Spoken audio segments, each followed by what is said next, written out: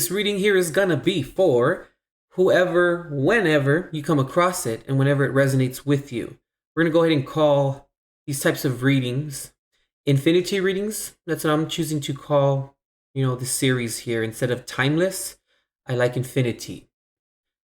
But yeah, this, like I said, it's reading is for anyone, whomever, and whenever it resonates and means most for you, and when it pertains to your path, and when it pertains to who you are, who you were, and who you're becoming upon your spiritual growth and journey. Before we get started here, I would like to mention that there are two songs that inspired this infinity reading here for you.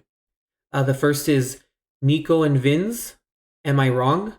And the second is by Sia, Alive. All right, so in this reading here, we're going to look at or peer into if we find ourselves in the vibration of waiting for things to go back to normal.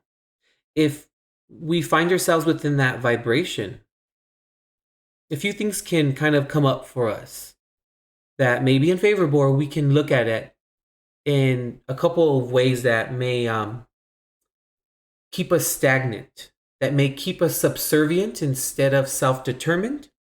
Now, if we find ourselves there in that energy of waiting for things to go back to normal, we can find ourselves being stuck in the past. We can find ourselves being very past oriented.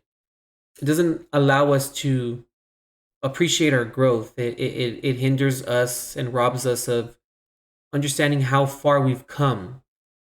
Having those moments of self-realization and self-awareness and self-recognition of our path, of our evolution. It also would rob us as well of understanding appreciation, understanding also to not only appreciation, but also to acceptance of things, and being in full awareness of that acceptance and being in full awareness of that appreciation. It would also rob us of humility and dignity as well if we were stuck in that vibration of waiting for things to go back to normal. It would also rob us of the concept or the understanding of commitment. There would be no need for commitment in this case. And also, too, there would be no need for taking ownership or taking responsibility for our active participation in every situation and within every circumstance and interaction in life in general. Because commitment is a very important aspect to look at on the spiritual path, on the journey, to self-awareness and spiritual ascension. Commitment helps us in many different ways. Commitment allows us to achieve that as to which we find or we once found impossible. Commitment also allows us to understand that how important it is for us to leave room in our heart for the unimaginable. And commitment also helps us establish and understand ambition and consistency. And commitment also relieves us of stagnation as well.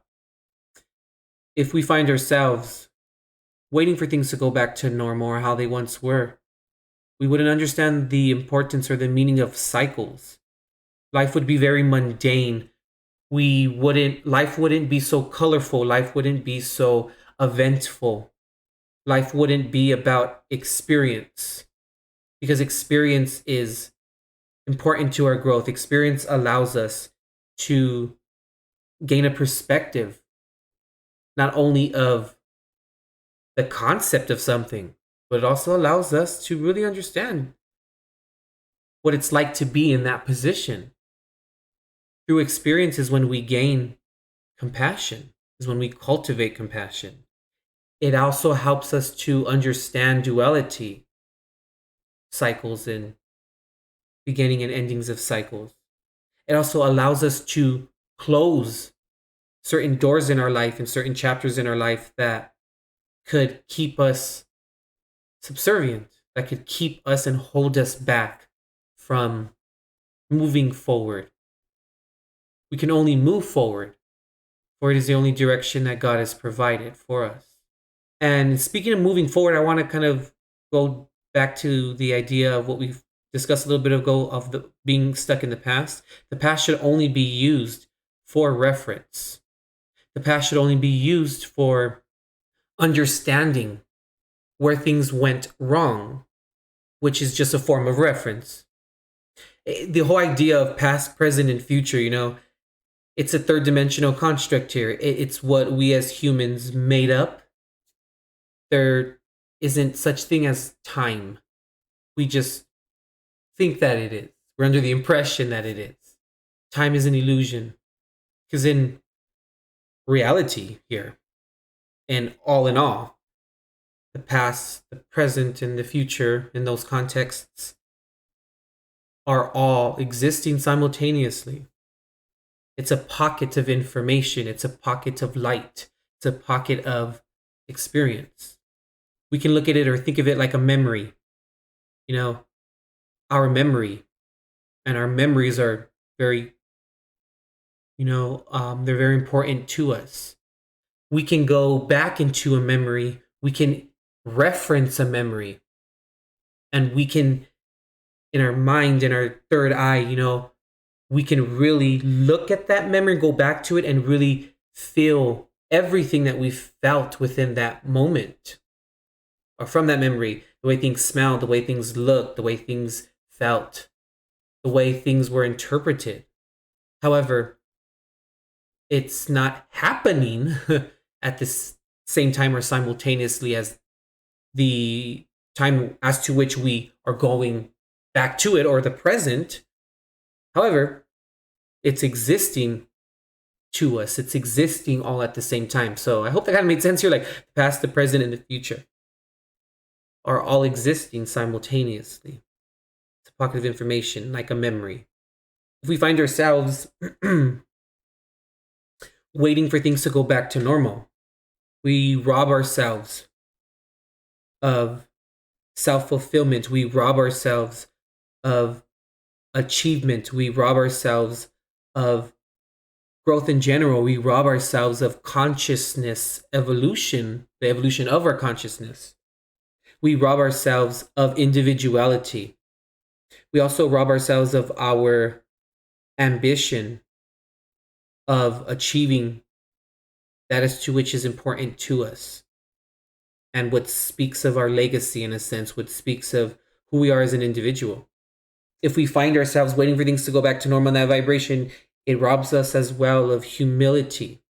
It robs us of the incarnation process in general. It robs us of building morals and having a code of ethics and having a moral fiber and finding peace in that and finding liberation within that as well. If we find ourselves waiting for things to go back to normal, we can find ourselves in a lot of trepidation and a lot of fear, or having fear consciousness, because we do like, as humans, consistency. We like predictability. But if we find ourselves very uncomfortable without predictability, without consistency, we then are telling ourselves that we don't trust ourselves. We don't feel like we can change effectively, because we can find ourselves stuck within the confines of our mind and with the confines of our thoughts.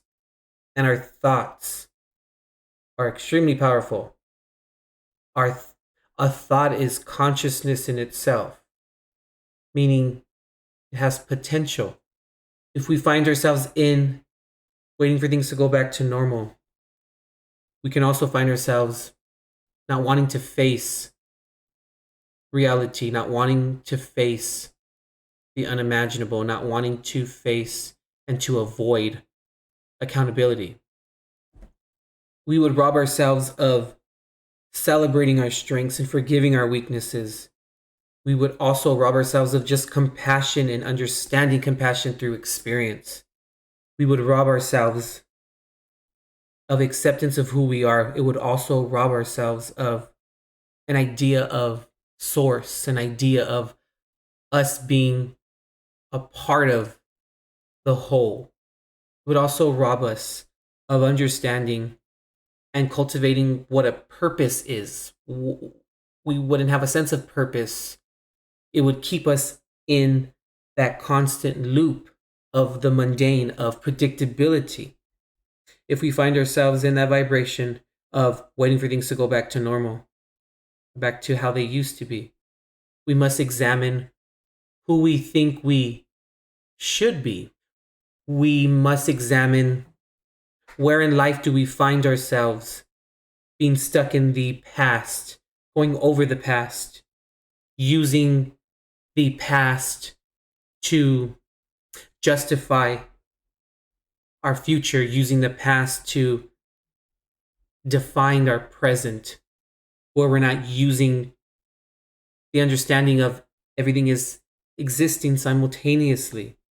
We find ourselves not understanding commitment or being afraid of commitment or viewing commitment as being stuck or being tied down or being limiting, when commitment is not anything of the sort.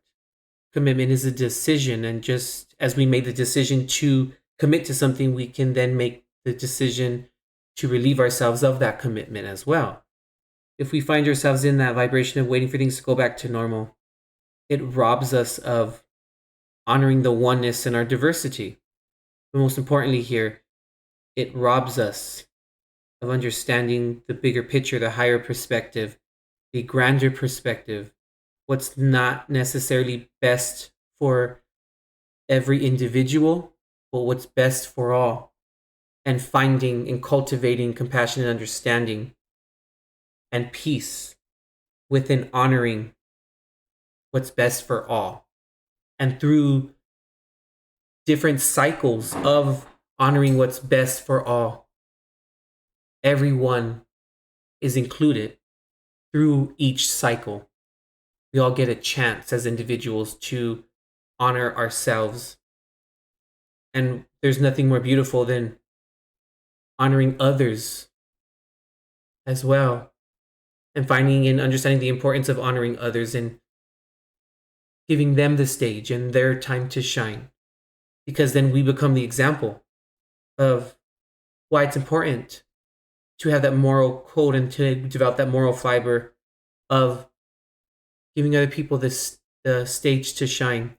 Because then when it is our opportunity or our turn to shine, they in turn will have no qualms with giving us the stage to shine. And everyone together lives in unity, and where we forgive each other's weaknesses, but we celebrate each other's strengths. Okay, that's what is coming through here for you for finding yourself in that energy, in that vibration of waiting for things to go back to normal. What is normal? You know, waiting for things to go back to the same. And as I said previously before, it keeps us subservient instead of self-determined. It robs us of our individuality and what we can truly contribute to the world in an organic state within or with an organic energy, where we don't have to find ourselves, we don't find ourselves reaching for X, Y, and Z. We relieve ourselves of motive or ill intent as well, where we allow flow to come about. Because when we allow flow, we allow our emotions, and we have trust and peace within that process. And we don't have fear and trepidation within that process as well.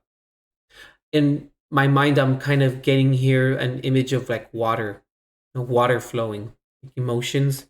Because, if water finds or encounters opposition or a block, water just doesn't stop. Water will then find another way around it, ultimately getting to its goal, Okay, that's what I'm getting here for. Find yourselves wanting to just, everything to go back to normal. Everything and other information that you may need can be found in the description box below. Also, too, by visiting intuitiveperceptions.com. All right, guys, that completes your reading here for your infinity reading. And as always, God bless and love and light.